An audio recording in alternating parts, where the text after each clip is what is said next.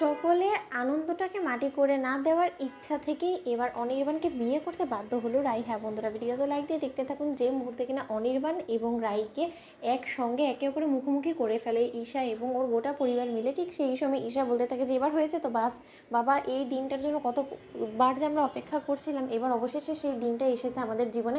আর মা বাবা, তোমরা প্লিজ কোনো মতে আপসেট হো না যে তোমাদের দিনে আজকে আমরা ওদের বিয়েটা দিচ্ছি, কারণ আমাদের মনে হলো যে এর থেকে সুবর্ণ সূচক আমাদের হাতে আর কোনোদিনও আসবে না। তার জন্যই আসলে আমরা আজকের দিনটাকেই বেছে নিয়েছি। আর তোমাদেরকে অবগত করানোর জন্য জানিয়ে রাখছি যে তোমাদের এই বিয়ে দেওয়ার প্রিপারেশনটা আমরা অনেক আগে থেকেই নিয়ে নিচ্ছি। তার জন্য তো আজকে ঘটা করে এতগুলো লোককে আমরা নেমন্তন্ন করেছি, কারণ তোমাদের বিয়ে দিব বিতাই।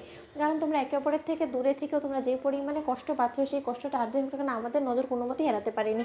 তাই রাই, যতই তুমি মান অভিমান করো না কেন অনির্বাণের উপরে, আফটার অল দিন শেষে কিন্তু তুমি এই মানুষটাকে ভালোবাসার, এই মানুষটার জন্য কিন্তু চোখের জল ফেলেছো, রাত ভর তুমি কেঁদেছো, সেটা তো তুমি কোনো মতেই অস্বীকার করতে পারো না, তাই না? এখন আমাদের জোরের কারণেই হোক বা আমাদের মন রক্ষার খাতিরেই হোক না কেন, তোমাকে এই মানুষটাকে বিয়ে করতে হবে এবং আমরা তোমাকে এই পাত্রের হাতে পাত্রস্থ করবো। এছাড়া অন্য কোনো পাত্রের কোনো অপশন তোমার কাছে আর নেই। ঠিক সেই সময় অঞ্জন বলতে থাকে যে বালাই ষাট, আমাদের পাত্র কি কোনো অংশ কম নাকি? কোন দিক থেকে তাকে হেয় করা যাবে বলো তো? ঠিক সেই সময় ঈশা বলতে থাকে যে এইসব কথা না বাড়িয়ে আমরা বরঞ্চ বিয়েটা সেরে ফেলে তারপরে ওদের ফুলসজ্জার আয়োজন করতে হবে, তাই না?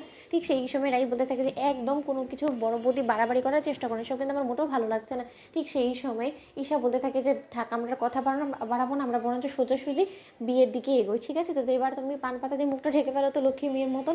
এবার শুভ দৃষ্টি হবে, তারপরে মালা বদল হবে, তারপরে তোমাদের ম্যারেজ রেজিস্টার্ড হবে, তারপরে গিয়ে তোমাদের ফুলসজ্জা, ঠিক আছে? তো এবার অন্যদিকে এই কথা বলা মাত্র অনির্বাণের রায়ের সাথে শুভদৃষ্টির সময় ঈশা অনির্বাণকে প্রশ্ন করে বলতে থাকে যে কী ব্যাপার অনিদা, কেমন লাগছে আমাদের কনেকে? ঠিক সেই সময় অনির্বাণ বলতে থাকে যে আগেরবার যখন প্রথমবার বিয়ে করেছিলাম, যখন কিনা ওকে আমি প্রথম দেখেছিলাম, তার থেকেও দ্বিগুণ পরিমাণে সুন্দর লাগছে আজকে আমার কাছে রাই। ঠিক সেই সময় রাইকে জিজ্ঞেস করা মাত্র রাই যখন কোনো কথাই না বলে, তখন অনির্বাণ বলতে থাকে যে ও কিছু না বলে ওর চোখ আমার কাছে স্পষ্টরূপে সব কিছু বলে দিচ্ছে ঈশা।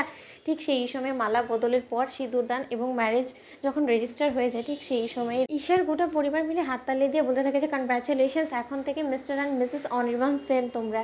ঠিক সেই সময়ে রাই লজ্জা পেয়ে যখন মাথা নিচু করে বসে থাকে, ঠিক সেই সময় রাইয়ের মা অনির্বাণের হাত ধরে অনির্বাণকে বলতে থাকে যে দেখো বাবা, আমি মা হিসেবে আমার মেয়ের সুখটাই চাইবো, সেটাই স্বাভাবিক, কিন্তু এই যাত্রায় তোমার কাছে আমি আরও একটা কথা তোমাকে আমার রাখতে হবে। তুমি প্লিজ আমার মেয়েটাকে দেখো, ওর কোনো অসম্মান হতে অন্তত দিও না। এতদিন ধরে তুমি যা কিছু ওকে মিথ্যে অ্যালিগেশনস দিয়ে ওকে বিধ্বস্ত করে তুলে তোমার নিজের কাছ থেকে ওকে দূরে সরিয়ে রেখেছো, সেরকমটা আর যাতে রিপিট না হয় সেই দিকটা তোমাকেই খেয়াল রাখতে হবে, কারণ আমার মেয়েটা বড্ড বেশি অভিমানী।